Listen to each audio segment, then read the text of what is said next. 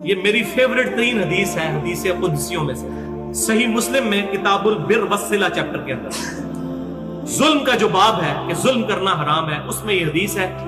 10 باتیں اس حدیث میں بیان کی ہیں اللہ تعالیٰ نے نبی صلی اللہ علیہ وسلم کے ذریعے، حدیث قدسی، الفاظ اللہ تعالیٰ کے، فرمان اللہ تعالیٰ کا، نبی صلی اللہ علیہ وسلم کے مبارک منہ سے۔ اب یہ ذرا سنیے، اس میں وہ بات بھی اینڈ پہ آ جائے گی، اس کی میں ایکسپلینیشن نہیں کروں گا کیونکہ ٹائم تھوڑا ہے، آپ کو خود ہی سمجھ آ جائے گی۔ سیدنا ابو ذر غفاری رضی اللہ تعالیٰ عنہ نبی صلی اللہ علیہ وسلم سے بیان فرماتے ہیں کہ اللہ تعالیٰ فرماتا ہے، نمبر 1، اے میرے بندو، میں نے اپنی ذات کے اوپر ظلم حرام کر دیا ہے اور اسے تمہارے درمیان بھی حرام کر دیا ہے، لہذا تم بھی ایک دوسرے پر ظلم مت کرو۔ نمبر 2، اے میرے بندو، تم سب گمراہ ہو سوائے اس کے کہ جسے میں ہدایت دوں، تم مجھ سے ہدایت طلب کرو، میں تمہیں ہدایت عطا کروں۔ نمبر 3، اے میرے بندو، تم سب بھوکے ہو سوائے اس کے جسے میں کھانا کھلا دوں، تم مجھ سے کھانا طلب کرو، میں تمہیں کھانا کھلاؤں۔ نمبر 4، اے میرے بندو، تم سب ننگے ہو سوائے اس کے جسے میں لباس پہنا دوں، تم مجھ سے لباس مانگو، میں تمہیں لباس دوں گا۔ نمبر 5، اے میرے بندو، تم رات دن خطا کرتے رہو اور میں ہی تمہارے گناہوں کو بخشوں گا، تم مجھ سے مغفرت طلب کرو، میں تمہاری مغفرت کروں گا۔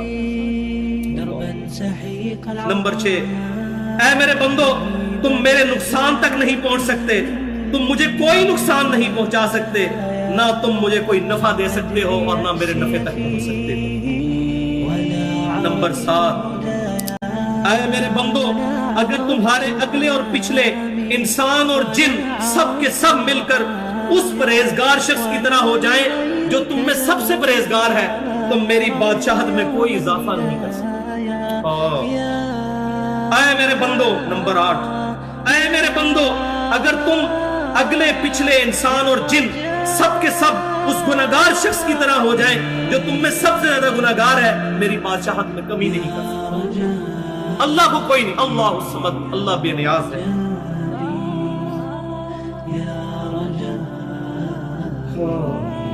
نمبر 9، اے میرے بندو، اگر تمہارے اگلے اور پچھلے انسان جنات سب کے سب مل کر ایک میدان میں اکٹھے ہو جائیں اور مجھ سے سوال کرے تو ان میں سے ہر ایک کو اس کی خواہش کے مطابق عطا کروں گا، میرے خزانے میں اتنی کمی بھی نہیں آئے گی جتنی ایک سوئی کو سمندر میں داخل کرنے سے۔